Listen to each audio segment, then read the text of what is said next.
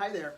So when you're getting started on a lower carb eating style, sometimes people have a few symptoms. Sometimes they're feeling a little bit achy in their body, like they kind of have the flu, or they feel really a bit more tired and fatigued, a little less energy. Sometimes they have a little bit of trouble sleeping.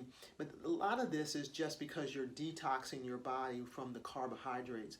You have two different fuel systems in our body. One is fueled with carbohydrates, and the other is fueled with fats. So as you're moving along and making this shift from eating a higher carb eating style to letting your body fuel itself off of fats or ketones, then you're going to have just a little bit of disruption there as you're making that shift. But it's nothing to worry about. The one thing that you can do that will really help this a lot is just have a little bit more sodium, a little bit more salt. So you can have some bone broth that tends to be a little bit saltier, or you can just put a little bit of salt on your tongue, and those minerals will help make that transition very easy for you. Gives you a little bit more boost and more energy throughout the day.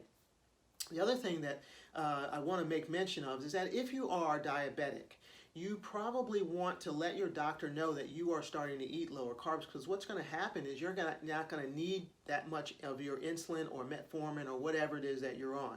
And so they have to kind of monitor your medication, because your blood sugar will balance on its own as you are lowering your carbohydrates.